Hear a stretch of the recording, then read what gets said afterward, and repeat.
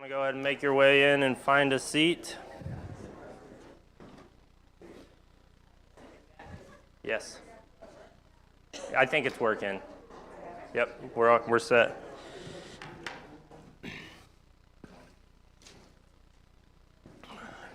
Good morning. All right. We are on the downhill stretch with this parables class here. I hope you've had as much fun as I've had, just kind of diving into the parables in a unique, different way, at least than I had ever done. Just kind of some refresher, right, throughout the course of the class, we've kind of established our three main themes of the parables. The first one is that the kingdom of God that Jesus is bringing is the true fulfillment of the Hebrew Scriptures, but most importantly, it's coming in a surprising way, right? A way that the people, the listeners of the day, were not expecting. They were expecting, Malachi 4, Isaiah 40, the kingdom of God is coming now. Uh-oh. I might have to look back. Oh, there we go. That one's having some fun back there. Right, so the key thing there is it is the fulfillment of the Hebrew Scriptures, but it's not coming quite in the way that you would have expected it. And then secondly, we established that Jesus is bringing a new value set, a new value system that's incompatible with some of the views currently held by his listeners, right? And we talked about some of the ways that Jesus did that was through forcing a paradigm shift on his listeners, right? Snodgrass, I think, says, parables come in through the back door, right? They disarm you rather than being confrontational, right? And then we talked about how a lot of these parables, at the end of hearing them, you're presented with a crisis of decision. There's something you either have to do or act on, or a new way that they call you to live. So for me, that's been super valuable to kind of see those through the parables that we've kind of walked through and looked at. But we kind of want to shift gears a little bit, and I think there's actually technically 3 weeks left in the quarter, but I will be out of town the last week. So we're going to end 1 week early, and then we'll have a sub, not necessarily on the parables, but on, I think, maybe potentially the men's retreat speaker. But anyways, with these last 2 weeks that we have, I want to kind of shift gears and focus on, okay, given this new mindset that we've brought to the parables, number one, how should we read them today, right? As we're reading them, what are some kind of 3-step, 4-step processes that we can do to keep us in this mindset, right? We've used this kind of whole quarter to stand up this new frame of mind for us to view parables. How do we make sure that we don't kind of slip back into the old way of kind of viewing these parables, right? And allegorizing them and things like that. And how do we make sure we stay in that mindset? And then the last class we'll talk about application to us in 2022 or whatever year it is, right? Because it is different, right? When Jesus gave these parables, we've seen that these parables are a commentary on what Jesus was doing right then and there. And because of that, it had a different application for the listeners of the day than perhaps it has for us. And we're going to take a look at that. We talked about, right, how Jesus specifically uses, why is that backwards? That's weird. All right. Indirect communication, right, this paradigm shift, this communication that comes in the back door, because we talked about, if you're confrontational with someone, they're likely to just dig in their heels and say, all right, let's go to battle. But Jesus was very tactful and very intentional about the way he presented these parables. And they also had kind of different meanings to the different people listening, right? So parables, we hear this a lot, they were designed to conceal and reveal, right? So they were designed to kind of conceal and have this indirect communication with, some of the religious leaders, but also reveal these things to, the tax collectors and sinners who were listening. And he did that in a unique way. So as we kind of start these last 2 weeks, we're going to take a look at specifically how not to read the parables. So the first one I would say is we want to make sure that we're not reading the parables outside of a Jewish first century context. And what I mean by that, right, is that when Jesus gave these parables, they're loaded with, wordplay that we've seen with Hebrew wordplay. Often he even quotes Hebrew scriptures. the context in which he gives the parables, whether or not he was, outside to a large group, or whether or not he was in the temple speaking, strictly to religious individuals. We looked last week, right? We talked about some of the wordplay that Jesus did with Hebrew, and how some of that can maybe be lost in the Aramaic in which he may have said it, but in the temple we know, and most scholars agree, that he likely verbally spoke Hebrew in the temple, and then that was then translated to Greek. So some of the wordplay that can be lost there, right? It's important to keep in mind his audience. And then also part of this is this unique moment in history, right? Jesus was kind of laying up this huge shift for the entire Israelite nation, and the entire way that God wanted to be in relation with his people was changing, and that was happening in this very precise moment in Jesus' life. We also want to remember that within this, Jewish first century context, there was this shift that kind of happened, right? And the Gospels were written, well, two things. The first one would be the writers of these Gospels put these parables in a very unique position within the Gospel for a reason. And oftentimes we see as we read through these parables, certain little things that we'll say, like, Jesus was seeing something happen, and so then he did this parable. Or a religious leader came up to him and said this, so then he said this parable. And we'll see more of that today in some of the examples that we look at. But then also that there was this shift, right, to this multi-ethnic Gentile majority audience, right, as we see in Acts and as we go away, not necessarily going away from the Hebrews, but more so a focus of evangelism and going out into the world, right? And so you see this new kind of way of understanding and reading the scriptures, and keeping in mind that these Gospels were designed to do just that, right? They were written in Greek for this reason, so that the message could be shared. But it's important to remember that although they were written in Greek, Jesus had a message and a meaning, and the Gospel authors are intentional about the context that they put the parable in. And so then, the whole point of that gospel, right, is to recreate for the audience or the listener of the gospel that unique moment in history, right, that shift that is about to happen, and what Jesus was doing and how Jesus was going to bring that about. Any thoughts on this first point of how to not read the parables? Yeah, Carolyn?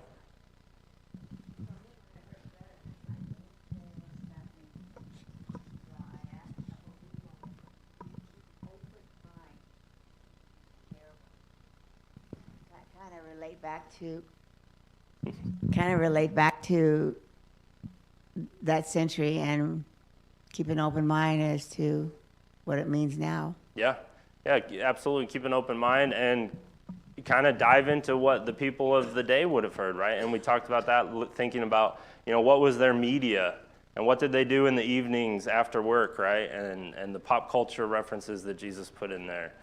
Really kind of trying to get ourselves in the mind of a religious Jewish person in this time, and it kind of takes on a whole new light. Yeah, any other thoughts? The second one that I want to bring up is this idea of not to allegorize the parables, right?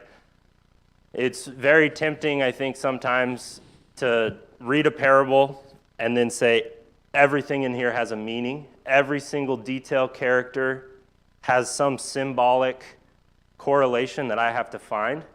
And we say it's my responsibility as a listener of this to find the decoder ring, if you will, to decode this parable and figure out what it means to us. And I think we'll see a lot. I mean, when we talk about this unique moment in history, and as we kind of shift after the life of Jesus to this more global sort of religion, I think we see this happen a lot. And scholars agree for the last, 1,500 years, this has been the approach to understanding parables, right? We saw, I think Art even mentioned it in the Lightfoot book in one of the times that he taught, right, that we want to be careful not to allegorize. But we also want to be careful not to go too far the other direction, right? and say that, oh, well, there's just one meaning, and that's it. There's one meaning, and you can't dive into it any further. It's kind of this balance, and we want to find this sweet spot when we're kind of looking at parables. I put this in here, this idea of gatekeeping Jesus' parables. You guys know what gatekeeping is? It's kind of a newer, it's kind of self-explanatory, I guess, but it's become very popular, I think, with the kids, this idea of gatekeeping. But I like this idea because when you start doing this with parables, what ends up happening is you establish this decoder ring, right, around this parable, and you as the interpreter or as the provider of this decoder ring, you then become the person that kind of controls the application of this parable. And it all has to go through the decoder ring that you provided, and it all has to kind of flow through the theology that you're trying to get out of it, when we don't need to do that at all, because ultimately Jesus gave us everything that we need to understand the parables. He gave us the context in which to understand it. Sometimes, like we see in the parable of the sower, he even gave us a decoder ring. He told us, what certain things meant. And I think sometimes we take that as a license. Well, if Jesus did that for the parable of the sower, it's probably my responsibility to do that for the rest of the parables. And I'm not so sure that's the case. Another point here is that, and Snodgrass kind of makes this point, is that it obfuscates the message of Jesus and it replaces it with some theology or ideology that you, the interpreter, decided to place there. Any thoughts on that? Obfuscate, sorry. Obfuscate is like a word, we actually use it in programming. Yeah, sorry, that's a big word. I quoted this guy, and I mean, you can tell he likes to use big words. Obfuscates is the idea of kind of hiding or masking or taking one thing and being cryptic with it by replacing it with another, symbol or thing to represent that thing.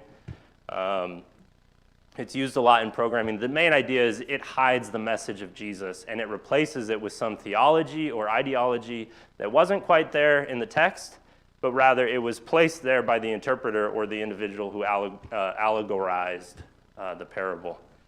And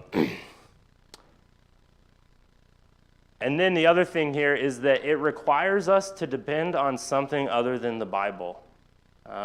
When we go through this method of kind of interpreting the parables and finding application, it really requires us to be dependent on someone other than Jesus and someone other than really the inspired Word of God, which should have, right, as we've said in the past, everything that we need to understand the things that we need to understand in order to be a part of the kingdom of heaven. Any other thoughts? All right, I'll read a quick blurb from Snodgrass here.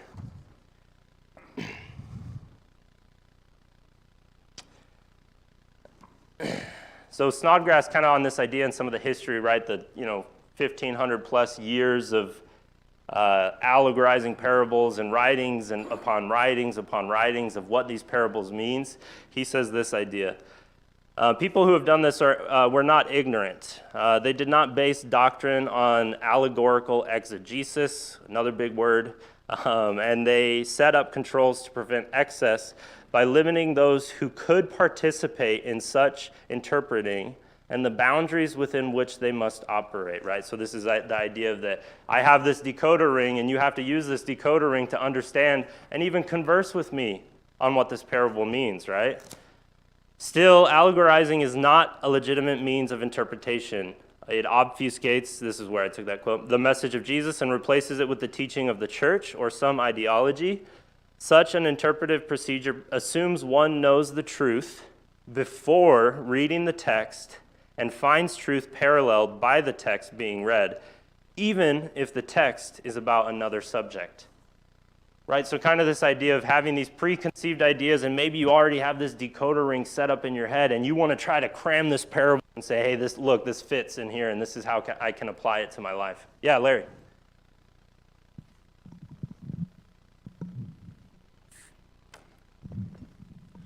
I think a key principle of biblical interpretation is the Bible interprets itself.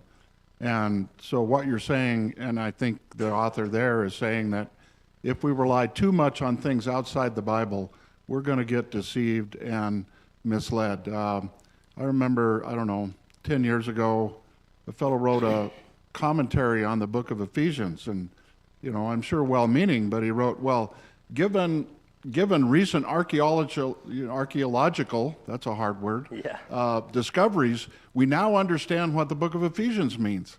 And I'm thinking, so Finally. we haven't understood for 2,000 years until these recent things? Yeah. And so I think the point is well taken that we need to use the Bible to interpret itself and not be too dependent on things outside of it. Absolutely. Yeah, great comment, Larry. Yeah, I mean, it's that idea, right, that the Bible is our decoder ring, right? And we shouldn't need anything beyond it. And obviously, I mean, yeah, you know, I'm using books here and supplemental, right? But it's a balance, right? And I think the main thing is, as we use supplementary material, we need to ensure that the writers of that material have the same idea in mind, right? And that they're using the same philosophy in that everything that we get needs to come from the Bible, right? And it's just, we're now conversing on, okay, what does the material within the Bible tell us about this certain parable or about some other thing? Yeah, great comment, Larry. Any other comments or thoughts? All right. So let's break this down a little bit. Allegorical approaches to the parable and what it means. So the first one is, you know, searching for, I don't know what happened there, there's a typo. Searching for, omit and, symbolic correspondence and creating one even if we don't find it. A lot of times what happens too, right, is we might be starting off with this parable and we set up our kind of decoder ring and we see, okay, yeah, this is working, this is working, this is working, and then we get to something in the parable and it just doesn't fit. And we're like, wait a minute. This is about to break down my entire application. So now I got to get really creative here and figure out how to make this fit into my decoder ring so that I can continue along with this application, right?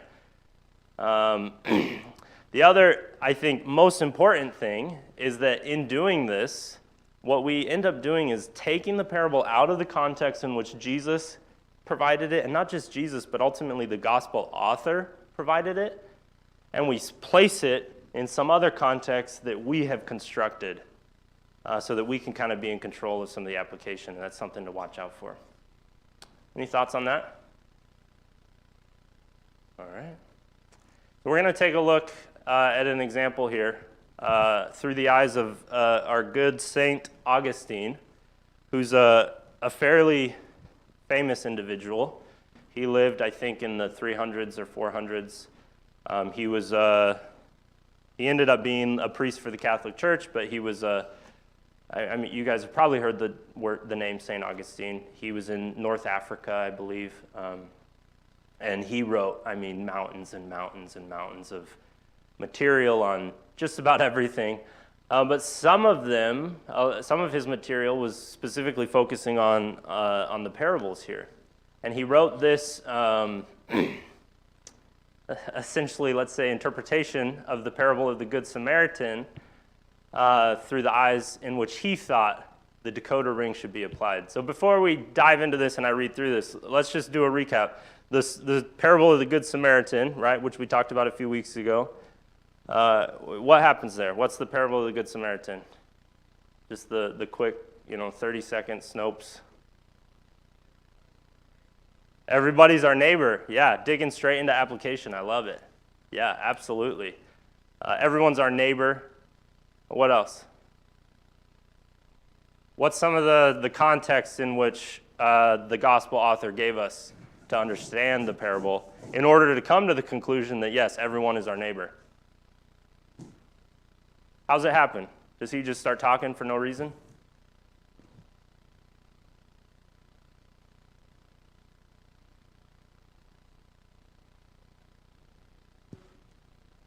Uh-huh. And then he gets sassy, yeah. Yeah, it's not a religious leader. I believe it's a lawyer. Yeah, it comes up to him. And, yeah, he says, oh, okay, fine, great, thanks for the help. Well, who's my neighbor? And we talked about when we covered this, right, about that was kind of a loaded question. which essentially the lawyer was saying, surely there's some people not worthy of my love, right? Is what he was trying to say. And then Jesus goes through this story and he talks about this good Samaritan that, helps this person, takes him to the inn, bounds his wounds. But then the critical thing at the end of this parable is what? How does this parable resolve between Jesus? This parable ultimately is a dialogue. How does it resolve between Jesus and this lawyer?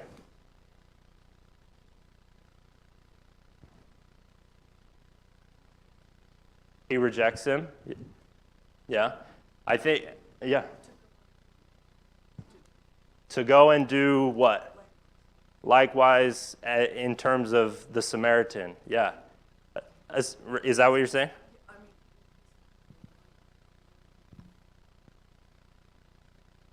Yeah. Yeah. No, quote it. Yeah. Why don't you read it for us? What does it say? He poses a question first, right, to the lawyer. And what's that question? Sorry, Gary. I could have given you my mic. That might have been easier. Enough. Sorry. I put you on the spot, No, didn't it's I? okay. Trying to find it. Oh no, we just asked him. What shall, like Linda said, what shall I do to inherit eternal life? And then he just said what was written in the law. Love your neighbor. Love Yeah. your neighbor, right. Yep. Love God with all your heart, soul, and strength, and mind, and thy neighbor as thyself. And then when he asked him who, then willing to justify himself, Jesus said unto, who is my neighbor? Who is my neighbor? Yeah. Is that- Yeah. Yeah, absolutely. Yeah. No, so I'm sorry. I didn't mean to put you on the spot like that. Yeah. I think, that critical question of number one, who is my neighbor? But then at the end, what I think is so cool is Jesus turns it back on the lawyer and he said, which one of these showed mercy, right? And he makes the listener or the lawyer respond, and he doesn't even have the guts to say the Samaritan. He said, oh, well, the one who showed mercy.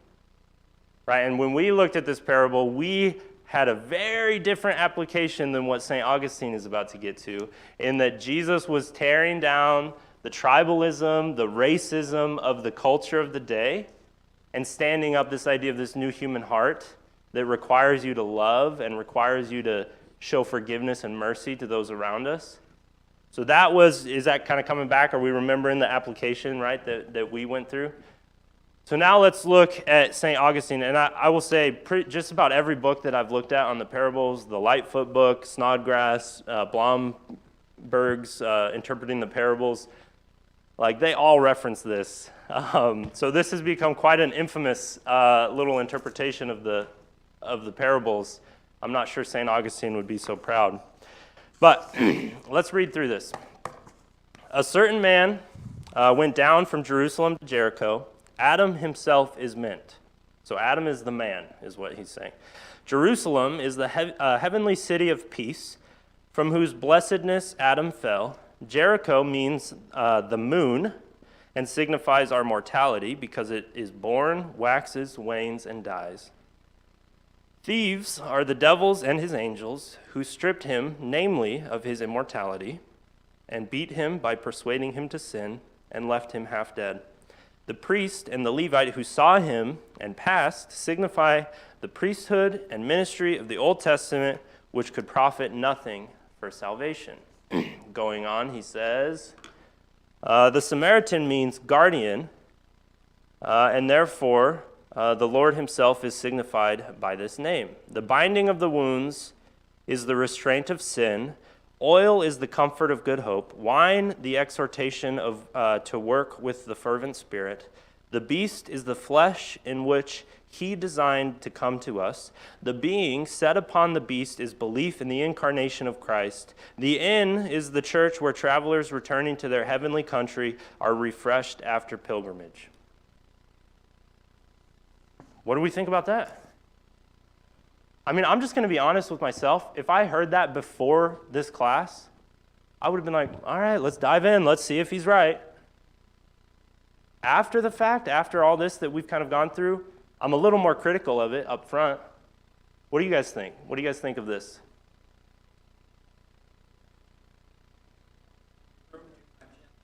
He wrote quite a bit into it. Absolutely. What else?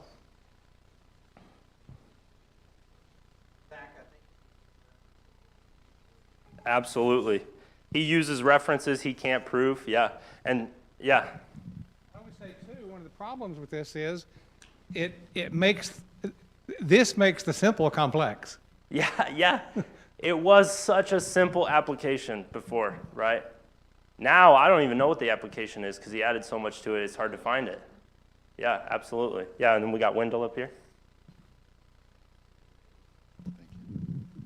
Yeah, when you look at the scriptures, verse 36, then Jesus said to the lawyer, which one of these three men do you think was the neighbor to the man who was attacked by the robbers? And so Yeah. the lawyer, that's a great question to the lawyer because he's used to going to the courts and quibbling over the nuances of the law so that his client either can win or lose, or depending on how you look at it. And he answered correctly. Well, to the guy that was attacked, the Samaritan, or the The one Samaritan who showed mercy, yeah. showed him mercy, and he was a friend. That's my neighbor. Well, who doesn't want their neighbor to help them when you're in trouble? Yeah, Anyone. You really don't care who they are. yeah, You just need a hand to help you up from where you fall into that crevasse that you can't get out by yourself. yeah.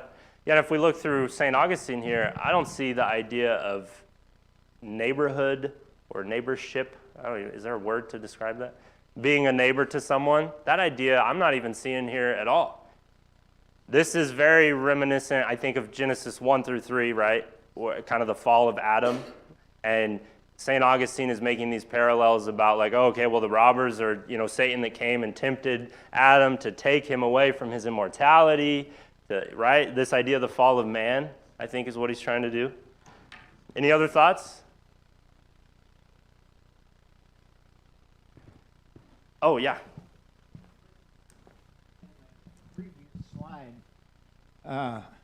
In the previous slide, it said something about causing the one that was beaten to sin.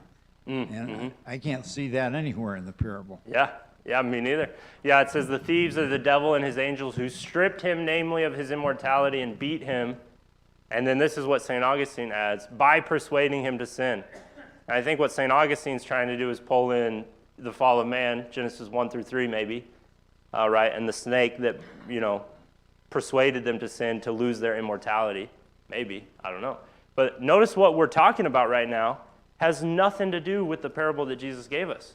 We're now talking about the decoder ring that St. Augustine stood up, and what he's effectively done is created his own theology around this parable, right? Yeah, Carolyn. I think the Bible one is less confusing. Yeah, imagine that. I totally agree. Yeah, really short. This you can your own life. Somebody stuff.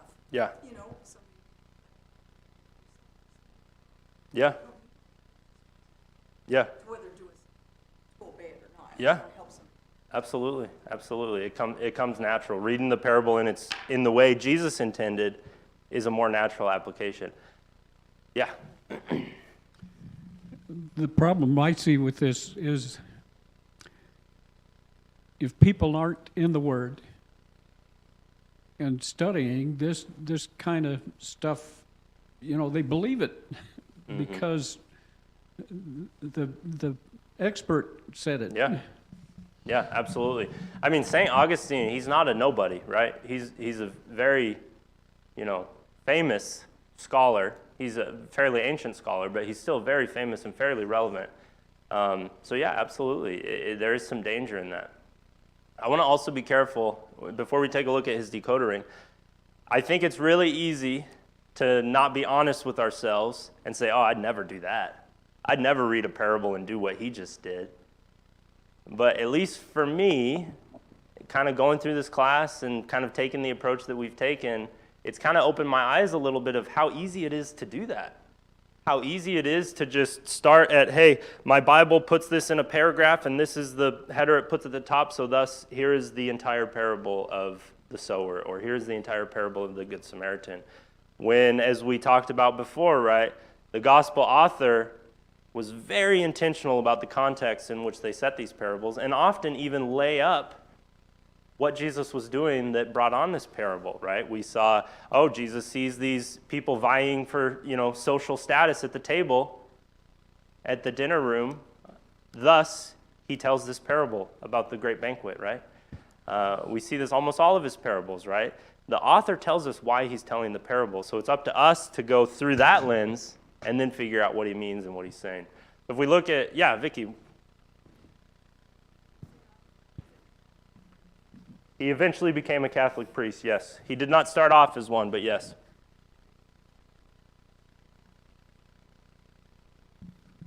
Historically, the Catholics didn't know a lot about their Bible.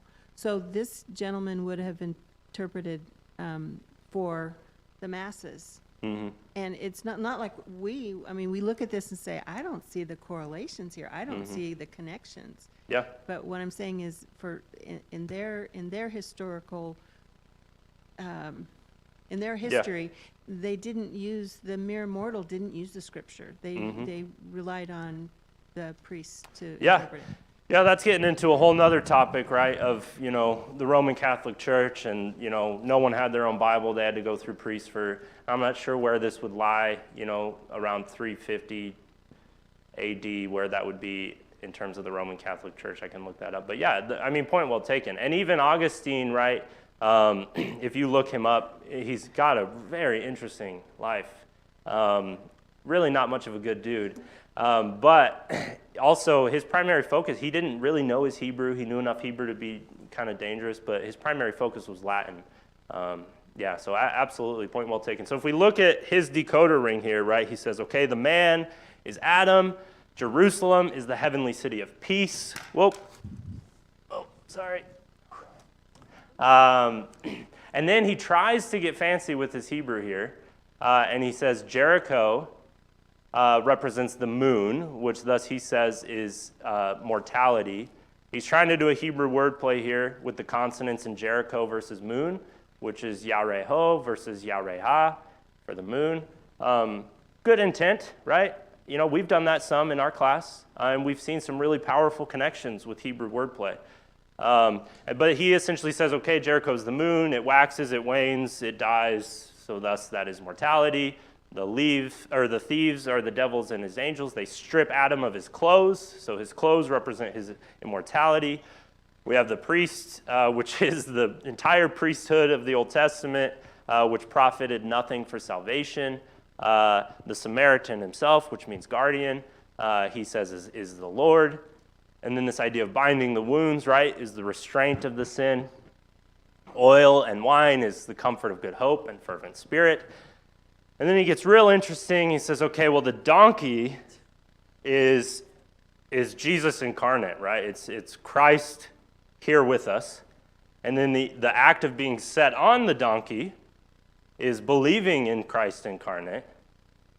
And so we have kind of two representations of God here. We have both the Samaritan and then Jesus, right, as the donkey.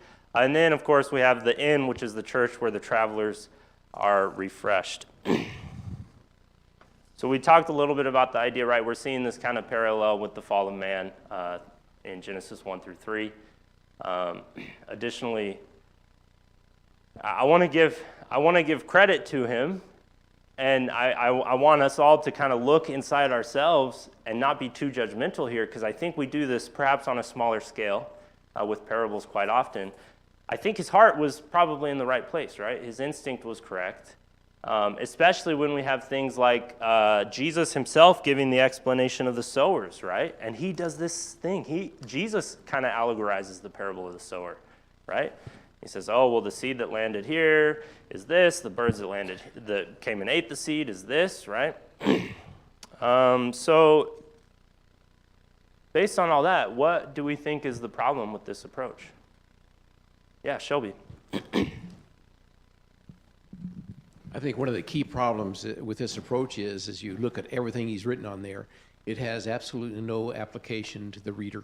Yeah. None whatsoever. It's all about all these things that he came up with. But, I mean, we've got to get beyond that. Even though that the parables a lot of times were very pointed to the Jewish leaders at the time and how they adhered to the traditions, it really, those parables got to speak to us today. So we got to get in there and dig out what they're really saying to us, not what they're saying to those people at that particular time. Yeah. However, that's important. Yeah, absolutely. Great comment. Any other thoughts? Yep. Yeah, Carolyn and then Wendell. I think I'd rather believe Jesus. Yeah, agreed. Absolutely. Do we have, just a time check, do we have 5 minutes or 10 minutes? Whew. All right, Wendell. We're going to have to skedaddle.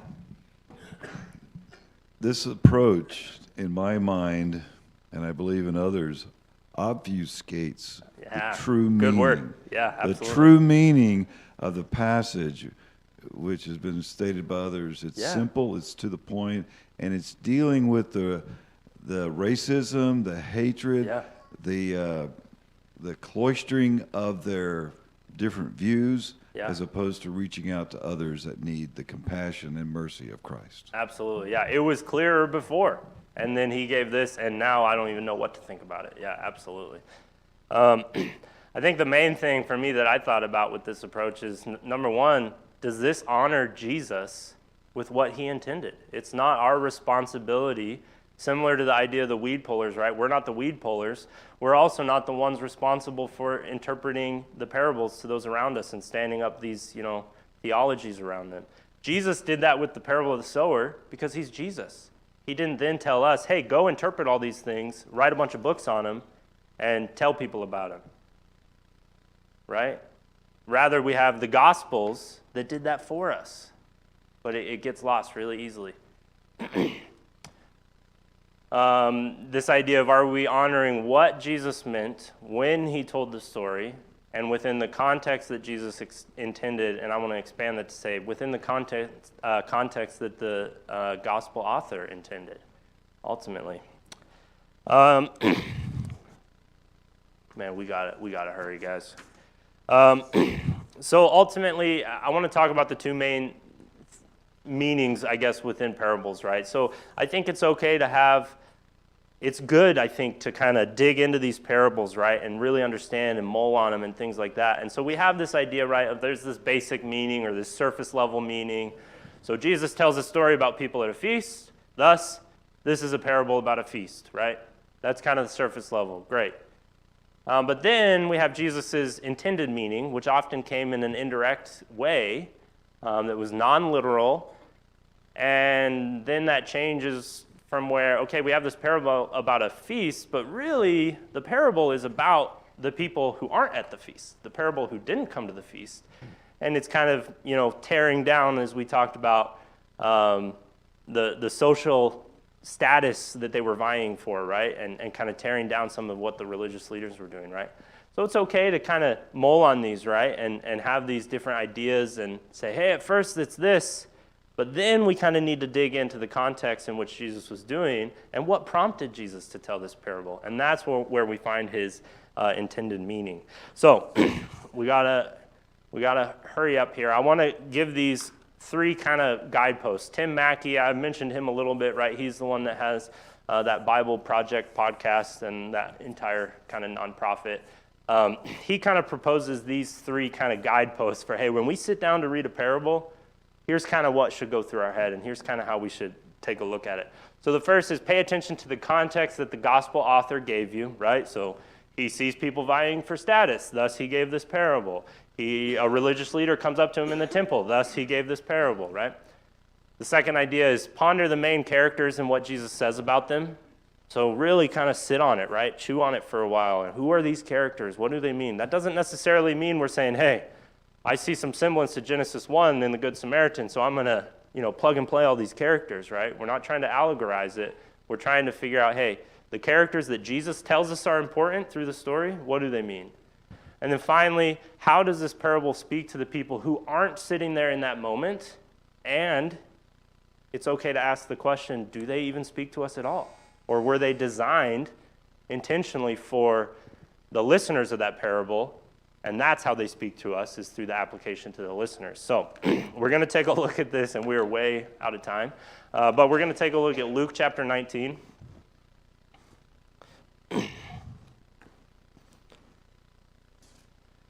We looked at Matthew's account of the parable of the talents a couple weeks ago. We're going to take a look at Luke's account of the 10 minas and kind of what Jesus did here. I think it's important to note the context here, right, that the author is telling us. So Luke is placing this at the end of, kind of Jesus' travel period. We're leading up to Passion Week. He's made it to Jericho, so he's, 20 miles outside of Jerusalem. He's been this super passionate, loud kind of opposition to the religious leaders. And so as Jesus is making his way to Jerusalem, people are thinking, whoa, what's going to happen? Right? They're thinking Isaiah 40. They're thinking Malachi 4. Jesus is coming to Jerusalem. This is it. The kingdom of heaven's coming. And it's going to be the way that I've always thought it was going to be, right? So that we have all these different ideas coming into this. And I want to read this starting in verse 11. As he heard these things he's talking about prior, after he meets Zacchaeus, he says, for the Son of Man has come to seek and save the lost, right? It's essentially saying the kingdom of heaven is coming. Here it is. And Jesus, as he heard these things, he proceeded to tell a parable because he was near to Jerusalem and because they supposed that the kingdom of God was to appear immediately. I love that idea right there, right? So Jesus is so reactive here when he's telling this parable. It's for a reason, and he tells us why. Because people think the kingdom of heaven is coming right now when Jesus gets to Jerusalem. All right, yeah, I'll read through it real quick.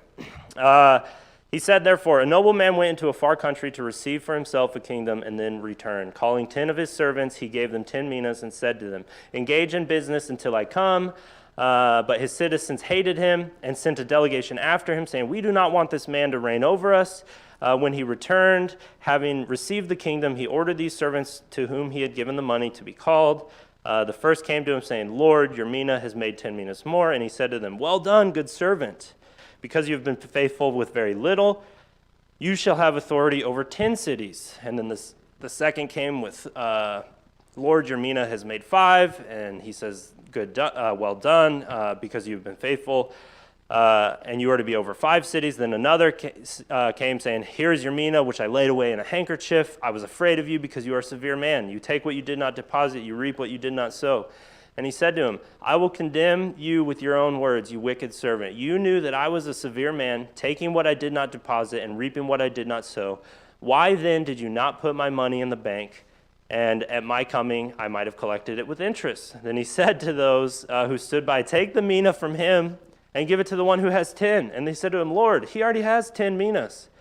I tell you that to everyone who has, more will be given, but from the one who has not, even what he has will be taken away. But as for these enemies of mine who did not want me to reign over them, bring them here to me and slaughter them before me.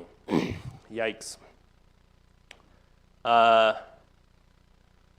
We don't have time to get into these because I really want to get into application, but there's some significance perhaps to the idea that he went away to be crowned somewhere else and then came back to become king. We can talk about that later when we have more time. But where this is placed, right, we have this idea of, well, I'm sorry guys, I'm going to skip through this because I really want to get to application. So let's ponder the main characters here and what Jesus says about them. The king is a God or Jesus figure. His servants are his subjects. The king gave a gift. What am I to do with it? Am I going to take it and be useful with it? Or am I going to be apathetic and bury it, hide it in a handkerchief? Okay, well, here's the question to you guys. What is the gift? If Jesus is the king, what is the gift that he's given to us that we have to make use of?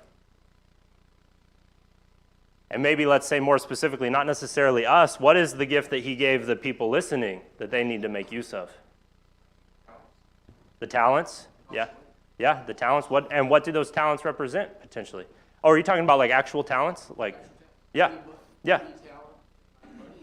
Yeah, yeah. Yeah, absolutely.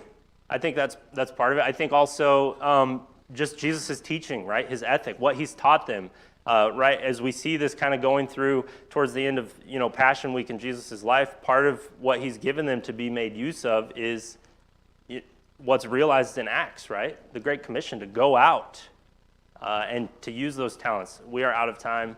I really wanted to get through here because it's really exciting. When we start to look, we're going to recap here next week, and we're going to start to look at how this fits and how Jesus ultimately is replacing himself in the stead of Israel, ultimately through the cross, and what that means for us through this parable. Sorry we ran out of time, but this was a fun one. So thank you for your attention. We'll pick up there next week.